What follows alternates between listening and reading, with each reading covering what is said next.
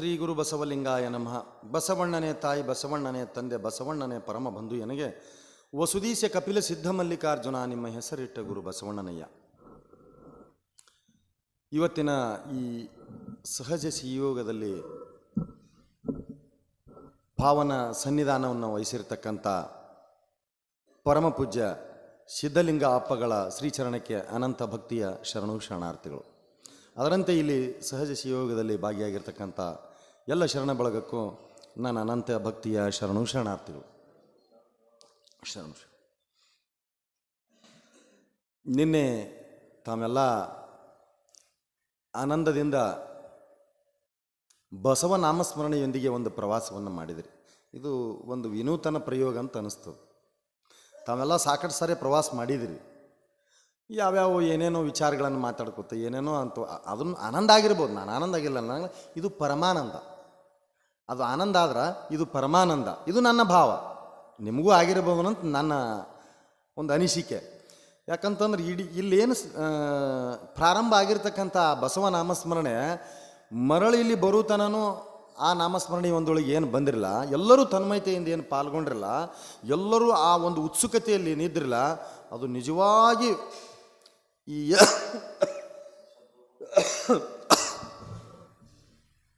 25-26 ದಿನಗಳಿಂದ ನಾವು ಮಾಡಿರ್ತಕ್ಕಂಥ ಶಿವಯೋಗದ ಪ್ರತಿಫಲ ಸುಮ್ಮನೆ ಬರಂಗಿಲ್ಲ. ಅದು ಈಗ ನಾವು ಏನೋ ತಿಳಿದೋ ಮಾಡಲಿ ತಿಳಿಲಾರದೆ ಮಾಡಲಿ, ಸಹಜ ಈ ಭಕ್ತಿಪತಿಯಲ್ಲಿ ಮುನ್ನ ನಡೆದಿದ್ದೇ ಆಗಿದ್ಲಾರ ಏನೇನು ನಮಗೆ ಆಗ್ತಾವ ಅನ್ನೋದಕ್ಕೆ ಇದೊಂದು ಉದಾಹರಣೆ. ಯಾಕಂತಂದ್ರೆ ನೋಡ್ರಿ, ಇಲ್ಲಿ ನಾವು ಒಬ್ಬರು ಇಬ್ಬರು 4 ಜನ ಇರಲಿಲ್ಲ, 70-80 ಜನ ಎಲ್ಲರೂ ಒಮ್ಮನಸ್ಸಿನವರಾಗಿದ್ದಿರಲ್ಲ. ಯಾರೂ ಇಮ್ಮನ ಇರಲಿಲ್ಲ. ಅದ್ಯಾಕ ಇದ್ಯಾಕ ಅದು ನೋಡ್ರಿ. ನೀವು 4 ಜನ ಕೂಡಿ ನೀವು ಪ್ರವಾಸಕ್ಕೆ ಹೋಗ್ರಿ, ಒಬ್ಬ ಈ ಕಡೆ ಇರ್ತಾನೆ, ಒಬ್ಬ ಈ ಕಡೆ ಹತ್ತಿರ್ತಾನೆ. ಎತ್ತಿ ಎರಿಗೆ ಎಳಿತದ, ಕ್ವಾಣಿಕೆ ಎರಿಗೆ ಎಳಿತದ. ಒಬ್ಬರೇ ಯಾರು ಏನಾದರೂ ಕೇಳಿದ್ರ, ಇದನ್ನು ಹಾಡಬೇಡ್ರಿ, ಇದನ್ನು ಅನ್ಬೇಡ್ರಿ, ಬೇಡ ಈ ಕಡೆ ಯಾಕ ಆ ಕಡೆ ಯಾಕ, ನೀವು ಇದನ್ನ ಯಾಕೆ ಮಾತಾಡ್ತೀರಿ, ಏನಾರಿ ಮಾತನಾಡ್ಲಿಕ್ಕೂ ಅವಕಾಶ ಸಿಗಲಿಲ್ಲ. ಇದಕ್ಕೆ ಅನ್ನಿಸ್ತದ ನನಗೆ, ಹಸಿವು, ತೃಷೆ, ನಿದ್ರೆ, ಬೆಂದವು ನೀವು ಕಾರಣ. ಕಾಮ, ಕ್ರೋಧ, ಮೋಹ, ಮದ, ಮತ್ಸರ, ಲೋಭ ಇವೆಲ್ಲ ಅರಿಷಡ್ ವರ್ಗಗಳು ಕೂಡ ಬೆಂದವು ನೀವು ಕಾರಣ. ಅಂದ್ರೆ ನಾನು ನಿನ್ನ ನಿಜದ ನೆನಪಿನಲ್ಲಿ ಇದ್ದಾಗ ನನಗೆ ಹಸಿವು ಗೊತ್ತಾಗಲಿಲ್ಲ, ನಿದ್ರೆ ಗೊತ್ತಾಗಲಿಲ್ಲ, ನೀರಡಿಕೆ ಗೊತ್ತಾಗಲಿಲ್ಲ, ಏನೂ ಗೊತ್ತಾಗಲಿಲ್ಲ. ಇವು ಯಾವ ಚೇಷ್ಟೆಗಳೂ ಆಗಲಿಲ್ಲ ನನ್ನಲ್ಲಿ. ಕಾಮ ಚೇಷ್ಟೆ ಆಗಲಿಲ್ಲ, ಕ್ರೋಧ ಚೇಷ್ಟೆ ಆಗಲಿಲ್ಲ, ಮೋಹ ಚೇಷ್ಟೆ ಆಗಲಿಲ್ಲ, ಮದ ಚೇಷ್ಟೆ ಆಗಲಿಲ್ಲ, ಲೋಭ ಚೇಷ್ಟೆ ಆಗಲಿಲ್ಲ, ಏನೂ ಆಗಲಿ. ಇದನ್ನ ಒಂದೇ ಸುಮ್ಮನೆ ಸ್ವಲ್ಪ ಇದು ನಾವು ಮಾಡಿದ್ದಕ್ಕೆ ಏನೂ ಭಾಳ ಮಾಡಿಲ್ಲ. ನಾವು ಸುಮ್ಮನೆ ಸಮುದ್ರದಲ್ಲಿ ಒಂದು ಬಟ್ಟೆ ಎತ್ತಿ ಬಾಯಿಗೆ ಎತ್ಕೊಂಡಂಗೆ ನಾವು ಮಾಡಿದ್ದೀಗ. ಇಷ್ಟೇ 24 ಗಂಟೆಯಲ್ಲಿ ನಾವು ಬೇರೆ ವಿಷಯನೇ ನಮ್ಗೆ ಸುಳಿಲಿಲ್ಲ. ಸಂಸಾರದ ಬಾಧೆ ಬರಲಿಲ್ಲ, ಯಾವ ಬಾಧೆನೂ ಬರಲಿಲ್ಲ, ಬರೇ ನಾಮಸ್ಮರಣೆ ಹೊರತು ಮತ್ತೇನೇನೂ ಬರಲಿಲ್ಲ. ಇದು ಶಿವಯೋಗದ ಪ್ರತಿಫಲ. ಇದು ನಮಗೆ ವಿಶ್ವಾಸದ ಪ್ರತಿಫಲ, ನಂಬುಗೆ ಪ್ರತಿಫಲ. ಏನು ನಾವು ಆ ಲಿಂಗೈನ ಮ್ಯಾಗ ವಿಶ್ವಾಸ ಇಟ್ಟೇವಲ್ಲ, ಏನು ಆ ಲಿಂಗೈನ ಮ್ಯಾಗ ನಂಬಿಕೆ ಇಟ್ಟೇವಲ್ಲ, ಆ ನಿಷ್ಠೆ ನಮಗೆ ಈ ಕೆಲಸ ಮಾಡ್ತದೆ. ಅದಕ್ಕೆ ನಿನ್ನೆ ಹೇಳಿದ ಹಾಗೆ ಆ ಉರ್ಲಿಂಗ ಪೆದ್ದಿಯವರು ಒಬ್ಬ ಪೆದ್ದ, ಕಳ್ಳತನ ಮಾಡ್ತಕ್ಕಂಥ ಮನುಷ್ಯ. ಅವಾಗ ಅವರಿಗೆ ಈ ಗುರುಕರುಣೆ ಆಗಿದ್ದು. ಅದಕ್ಕೂ ಒಂದು ಕಡೆ ಹೇಳ್ತಾರೆ, ಗುರು ಕರುಣಿಸೆ ಬಿಟ್ಟಿತ್ತೆ ಮಾಯೆ, ಗುರು ಕರುಣಿಸೆ ಬಿಟ್ಟಿತ್ತೆ ಈ ಸಂಸಾರ. ಗುರು ಕಾರುಣ್ಯ ಇಲ್ಲದನೆ ನಾವು ಮೊದಲಿನಿಂದ ನೋಡ್ಕೊತ ಬಂದಿರತಕ್ಕಂಥ 10 ವಚನಗಳು ಗುರು ಕಾರುಣ್ಯನೇ ನೋಡಿದೇವಿ. ಎಲ್ಲಿ ತನ ಗುರು ಕಾರುಣ್ಯ ಆಗೋದಿಲ್ಲ, ಅಲ್ಲಿ ತನ ನಮಗೆ ಲಿಂಗೈನ ಒಲಿಮೆ ಆಗೋದಿಲ್ಲ, ಆ ಇಷ್ಟಲಿಂಗನೂ ದೊರೆಯೋದಿಲ್ಲ. ತೊಗೊಂಡಿರ್ಬೋದು ನೀವು ಸುಮ್ಮನೆ ಸಂತೆ ಒಳಗೋ ಎಲ್ಲೋ ಯಾರಿಗೋ ಏನೋ ಗೊತ್ತಿಲ್ಲ ನನಗೆ. ಆದರೆ ಗುರುಕಾರುಣ್ಯದಿಂದ ದೊರಕಿರ್ತಕ್ಕಂಥ ಲಿಂಗೈನ ಕೆಲಸನೇ ಬೇರೆ, ಸುಮ್ಮನೆ ಮಾರಾಟದ ವ್ಯವಸ್ಥೆನೇ ಬೇರೆ. ಅದಕ್ಕೆ ಅಂಬಿಗರ ಚೌಡಯ್ಯನವ್ರು ಹೇಳಾರ ಭಾಳಷ್ಟು ಸಾಕಷ್ಟು ವಚನಗಳಿವೆ. ಕೊಡವ ಒಬ್ಬವ, ತೊಗೊಳವ ಒಬ್ಬವ, ಅದೇನೇನೋ ಭಾಳ ಅದಾವು, ಬೇಡ ಇರಲಿ. ಏನಾಗ್ತದೆ ಅಂದ್ರೆ, ಅಲ್ಲಿ ಸಂತೆಯಲ್ಲಿ ತಂದು ಆ ಲಿಂಗವನ್ನು ಕಟ್ಕೊಂಡು ಎಲ್ಲೆಲ್ಲೋ ಹೋಗಿ ಏನೇನೋ ಗದ್ದಲ ಮಾಡ್ಕೊಂಡು ಲಿಂಗ ಅಂದ್ರೆ ಆಗ್ತದನ್ನ ಆಗೋದಿಲ್ಲ. ಏನು ಇಷ್ಟು ದಿನ ನೀವು ಈ ಪ್ರೊಸೆಸ್ಸನ್ನು ಹೇಗೆ ಕೃಷಿಕ ತನ್ನ ರೈತ ತನ್ನ ಉಳುಮೆ ಮಾಡ್ತಕ್ಕಂಥ ಮನಸ್ಸಿನಲ್ಲಿ ಇಟ್ಕೊಂಡು ಪೂರ್ವದಲ್ಲೇ 2-3 ತಿಂಗಳಿಂದ ಉಳುಮೆ ಮಾಡ್ತಕ್ಕಂಥ ಭೂಮಿಯನ್ನು ಫಲವತ್ತತೆ ಮಾಡ್ತಾನೆ, ಸ್ವಚ್ಛ ಮಾಡ್ತಾನೆ, ಕಸ ಹೊಡಿತಾನೆ, ರಂಟೆ ಹೊಡಿತಾನೆ, ಎಲ್ಲ ಮಾಡಿ ಭ್ರಮವನ್ನು ಬೀಸ್ತಾನೆ. ಅದಕ್ಕೆ ತನುವ ತೋಂಟವ ಮಾಡಿ ಮನವ ಗುದ್ದಲಿಯ ಮಾಡಿ ಅಗೆದು ಕಳೆದನಯ್ಯ ಭ್ರಾಂತಿನ ಬೇರ ಒಡೆದು ಸಂಸಾರ ಹೆಂಟೆಯ ಬಗೆದು ಬಿತ್ತಿದೆನಯ್ಯ ಬ್ರಹ್ಮ ಬೀಜವ. ಪವನವೇ ರಾಟಾಳ ಸುಸುಮ್ನ ನಾಡಿಯಿಂದ ಉದಕವತ್ತಿದ್ದಿ, ಬಸವಗಳೈವರು ಹೊಸಗೆಡಿಸಿಹರೆಂದು ಆವಾಗಲೂ ಜಾಗರವಿದ್ದು ಸಸಿಯ ಸಲುಗಿದನು ಕಾಣ ಗುಹೇಶ್ವರ. ಇಲ್ಲೊಂದು ಕ್ರಿಯೆ ನಡೀಬೇಕು. ಆ ಕ್ರಿಯೆ ಹೇಗೆ ನಡೀತಂದ್ರೆ, ಈ ರೈತ ಯಾಗ ಮಾಡ್ತಾನೆ ಆ ರೀತಿ ರೈತನನ್ನ ಕುರಿತೇ ಈ ಅಂತರಂಗದ ಕೃಷಿ. ಅದು ಬಹಿರಂಗದ ಕೃಷಿ, ಇದು ಅಂತರಂಗದ ಕೃಷಿ. ನಮ್ಮಲ್ಲಿ ಕಸ ಭಾಳ ಅದಾವ, ಅಷ್ಟು ಇಷ್ಟು ಕಸ ಇಲ್ಲ, ಮತ್ತು ಇದು ಒಂದೇ ಜನ್ಮದ ಕಸನೂ ಇಲ್ಲ. ಜನ್ಮಾಂತರದ ನಿನ್ನೆ ಕೇಳ್ತಿದ್ರಲ್ಲ, ನಾನು ನಿಮ್ಗೆ ಹೇಳ್ಬೇಕಂದ್ರೆ ಚಿತ್ತವೃತ್ತಿ ನಿರೋಧ ಯೋಗದಲ್ಲಿ ಹೇಳ್ತಾರಲ್ಲ, ಇದು ಚಿತ್ತವೃತ್ತಿ ನಿರೋಧ ಒಂದು ಹಂತ. ಇದು ಮುಂದುವರಿದ ಹಂತನೇ ಈ ಶಿವಯೋಗ, ಈ ಬಸವಯೋಗ. ಬಸವನ ಯೋಗದಿಂ ಹಸನಾಯಿತೈ ಲೋಕ. ಯೋಗಗಳನ್ನು ಮಾಡಿದರೆ ತನುಮನ ಶುದ್ಧಿ ಆಗೋದು ಬೇರೆ. ಬಸವನ ಯೋಗದಿಂ ಹಸನಾಯಿತೈ ಲೋಕ. ಬಸವನ ಯೋಗದಿಂದ ಈ ಲೋಕವೆಲ್ಲ ಹಸನಾಯ್ತದ. ಬರೇ ಯೋಗ ಮಾಡೋದ್ರಿಂದ ನಾನು ತನುಮನ ಹಸನಾಗಿರ್ಬೋದು, ಬಸವನ ಯೋಗದಿಂದ ಹಸನಾಯಿತಯ್ಯ ಲೋಕ. ಲೋಕವೆಲ್ಲ ಹಸನಾಯಿತು ಆ ಬಸವನ ಯೋಗದಿಂದ. ಏನಿರ್ಬೇಕಂತ ಆ ಬಸವನ ಯೋಗದೊಳಗೆ? ಈ ನಮ್ಮಲ್ಲೇ 20 ದಿನದಲ್ಲಿ ಏನೇನಾಗ್ಯದ ಅನ್ನೋದು ನಿಮಗೇ ಗೊತ್ತಾ. ಕೊನೆ ದಿವಸ ನಿಮ್ಮನ್ನು ಪರೀಕ್ಷೆ ಇಟ್ಟಾರ ಅವರು. ಅದಕ್ಕೆ ಇಲ್ಲಿ ಉರ್ಲಿಂಗ ಪೆದ್ದಿಯವ್ರಿಗೆ ಯಾಗ ಆಯ್ತು ಆ ಕೆಲಸ ಅಂತಂದ್ರೆ ವಿಶ್ವಾಸ, ನಂಬಿಕೆ, ನಿಷ್ಠೆ, ಶ್ರದ್ಧೆ ಇವು ಕೆಲಸ ಮಾಡ್ತಾರೆ. ಆಗ ಗುರುಲಿಂಗ ದೇವರು ತಮಗೆ ತ್ರಾಸಾಗಿದ್ದು ನೆಪಕ್ಕೆ ಮಾತ್ರ ಮೇಲ್ನೋಟಕ್ಕಾದರೂ ಅಂತರಂಗಿತ್ತಲ್ಲಿ, ಗುರುಗಳ ಕರುಣೆ ಇತ್ತಲ್ಲಿ. ನೋಡ್ಬೇಕು, ಪರೀಕ್ಷೆ ಮಾಡ್ಬೇಕು ತಿಳ್ಕೊಂಡು ಅಂಥ ಹಿಡಿಗಲ್ಲು ತೊಗೊಂಡು ಡುಬ್ದಾಗ ನಮ್ಮಂಥವ್ರಾದ್ರೂ ಸುಂಬಿಡ್ತಿದ್ದೇವ. ಸ್ವಾಮಿ ನಾ ಲಿಂಗ ಕೇಳಕ್ಕೆ ಬಂದ್ರೆ ಕಲ್ಲು ಹೋಗಿಲಕ್ಕೆ ಬಂದಿ ಅಂತೇಳಿ ಜಗಳಕ್ಕೆ ನಿಂದಿರ್ತಿದ್ದೇವೆ ನಾವು. ಆದರೆ ವಿಶ್ವಾಸ ಅವನಲ್ಲಿ ಎಷ್ಟು ಬಲವಾಗಿತ್ತು. ಆ ಕಲ್ಲನ್ನೇ ಲಿಂಗ ತಿಳ್ಕೊಂಡು, ಬೈಗಳನ್ನೇ ಮಂತ್ರ ತಿಳ್ಕೊಂಡು ಸಾಧಿಸಿ ಪೆದ್ದಿ ಅನ್ನತಕ್ಕಂಥದ್ದು ನಾಮಸ್ಮರಣೆ ಮ್ಯಾಗ ಉರ್ಲಿಂಗ ಪೆದ್ದಿ, ಗುರುಲಿಂಗ ದೇವರಲ್ಲಿಂದ ಉರ್ಲಿಂಗ ಪೆದ್ದಿ ಅಂತ ಬರ್ತವ್ರಿ. ಪರಿವರ್ತನೆ ಪರ್ವ ಹೇಗದ ನೋಡ್ರಿ.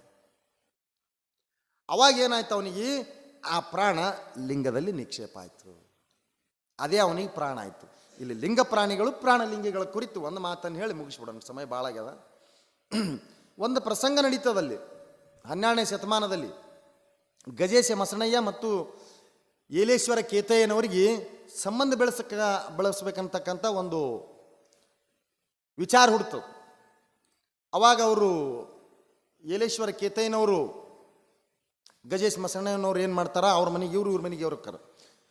ಗಜೇಶ್ ಮಸಣಯ್ಯನವ್ರು ಇಲ್ಲ, ಅವ್ರ ಸಂಬಂಧ ಬೆಳೆಸ್ಬೇಕಂದ್ರೆ ಅವ್ರ ಮಗನಿಗೆ ಅವ್ರ ಮಗಳು ತಗೋಬೇಕಂತ ವಿಚಾರ. ಸಂಬಂಧ ಬೆಳೆಸೋದಂದ್ರೆ ನೋಡಿ ಬರ್ಬೇಕಂತ ತಿಳ್ಕೊಂಡು ಎಲೇಸಿ ಕೇತಯ್ಯನವ್ರ ಮನೆಗೆ ಹೋಗ್ತಾರೆ ಗಜೇಶ್ ಮಸಣಯ್ಯನವ್ರು. ಹೋಗುವಾಗ ಮಾರ್ಗ ಮಧ್ಯದಲ್ಲಿ ಏನಾಗ್ತದ, ಅವರು ಆಕಳುಗಳು ಮೈತಿರ್ತಾವೆ. ಯಾರು? ಕೇತಯ್ಯನವ್ರು. ಕೇತಯ್ಯನವ್ರು ಆಕಳುಗಳು ಮೈಯುವಾಗ ಇವ್ರು ಗಜೇಶ್ ಮಸಣಯ್ಯನವ್ರು ನೋಡ್ತಾರ, ಪ್ರತಿಯೊಂದು ಆಕಳ ಕೊರಳೊಳಗೆ ಲಿಂಗ ಇರ್ತದೆ. ಅಷ್ಟು ಆಕಳು ಕೊಳ್ಳೋಗ ಲಿಂಗ ಕಟ್ಟಿರ್ತಾರ ಅವ್ರು. ಆವಾಗ ಅದನ್ನು ಪರೀಕ್ಷೆ ಮಾಡ್ಬೇಕಂತ ತಿಳ್ಕೊಂಡು ಏನು ಮಾಡ್ತಾರೆ, ಕೇತಯ್ಯನವ್ರು ಅದನ್ನು ಮಸಣಯ್ಯನವರು ಆ ಲಿಂಗವನ್ನು ಬಿಚ್ಕೋತಾರೆ. ಬಿಚ್ಕೊಂಡು ಮುಂದಕ್ಕೆ ಹೋಗ್ತಾರೆ, ಆಕಳದ ಬೆನ್ನು ಹತ್ತು. ಅದು ಎಲ್ತಾನೆ ಹೋಗ್ತಾರ, ಅಲ್ತಾನೆ ಬೆನ್ನು ಹತ್ತದು. ಅವ್ರ ಮನೆಗೆ ಹೋಗ್ತಾರ, ಮನೆಗೆ ಬರ್ತದೆ. ಮತ್ತು ಮನೆಗೆ ಹೋದ ಕೂಡಲೇ ಅದನ್ನು ಕೇತಯ್ಯನವ್ರಿಗೆ ತೋರಿಸಿ ಅವ್ರ ಕೊಳ್ಳಾಗ ಆ ಆಕಳ ಕೊಳ್ಳ ಲಿಂಗ ಕಟ್ತಾರ. ಅದು ಹೋಗ್ತು. ಅವ್ರಿಗೆ ಅತಿಥಿ ಸತ್ಕಾರ ಮಾಡ್ತಾರೆ, ಉಪಚಾರ ಮಾಡ್ತಾರೆ, ನೋಡ್ತಾರೆ, ಬರ್ತಾರೆ. ಹೊಳ್ಳಿ ಇನ್ನು ಇವ್ರನ್ನ ಮಂತನ್ ನೋಡಕ್ಕೆ ಬರ್ಬೇಕಲ್ಲ. ಮಂತನ್ ನೋಡ್ಬೇಕಾದ್ರೆ ಏನು ಮಾಡ್ತಾರೆ, ಕೇತಯ್ಯನವ್ರು ಗಜೇಶ್ ಮಸಣಯ್ಯನವ್ರ ಮನೆಗೆ ಬರ್ತಾರೆ.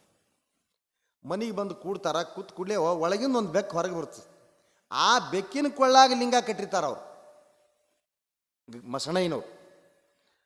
ಆ ಬೆಕ್ಕಿನ ಕೊಳ್ಳಾಗ ಲಿಂಗ ಕಟ್ಟಿದ್ದನ್ನು ನೋಡಿ ಇವ್ರು ಕೇತಯ್ಯನವ್ರು ನಾನು ಪರೀಕ್ಷೆ ಮಾಡ್ಬೇಕು ತಿಳ್ಕೊಂಡು ಬೆಕ್ಕ ಹಗರ್ಕ ಕರೆದು ಅದನ್ನು ಲಿಂಗ ಬಿಚ್ಕೊಂಡ್ಬಿಡ್ತಾರ. ಪ್ರಾಣ ಬಿಟ್ಟು ಬೆಕ್ಕ ಪ್ರಾಣ ಬಿಟ್ಟು ಬಿಡ್ತು.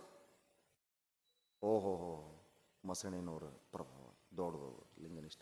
ಮರಳಿ ಮತ್ತೆ ಆ ಲಿಂಗ ಬೆಕ್ಕಿನ ಕೊಳ್ಳಾಗ ಕಟ್ತಾರ, ಪ್ರಾಣ ಬಂದ್ಬಿಡ್ತು. ಮೊದಲನೇದ್ದು ಲಿಂಗ ಪ್ರಾಣಿ, ಅದು ಇದು ಪ್ರಾಣಲಿಂಗಿ. ಈಗ ನಾವೆಲ್ಲ ಏನು ಮಾಡಬೇಕಾಗಿ ಪ್ರಾಣಲಿಂಗಿಗಳೇ ಆಗಬೇಕಾಗಿದೆ ಹೊರತಾಗಿ ಲಿಂಗ ಪ್ರಾಣಿಗಳಾಗೋದಿಲ್ಲ. ಗುರುವಿನ ಹಸ್ತಮಸ್ತಕ ಸಂಯೋಗದಿಂದ ಕರತಳ ಮೊಳಕ ಮಾಡಿ ಆ ಪ್ರಾಣವನ್ನು ಲಿಂಗೈನಲ್ಲಿ ನಿಕ್ಷೇಪ ಮಾಡಿದ್ದಾರೆ. ಈಗ ನಮ್ಮ ಇದು ಭಾವ ಬಲ್ತಂಗ ಬಲ್ತಂಗ ಬಲ್ತಂಗ ಬಲ್ತಂಗ ಗೊತ್ತಾಗ್ತದೆ. ಭಾವ ಬಲಿತಂದ್ರ ನಮ್ಮ ಪ್ರಾಣ ಲಿಂಗ, ಲಿಂಗ ಪ್ರಾಣ ಅಲ್ಲ, ನಮ್ಮ ಪ್ರಾಣವೇ ಲಿಂಗ. ಅದಕ್ಕೆ ನಾವು ಪ್ರಾಣಲಿಂಗಿಗಳೇ ಹೊರತಾಗಿ ಲಿಂಗ ಪ್ರಾಣಿಗಳಲ್ಲ.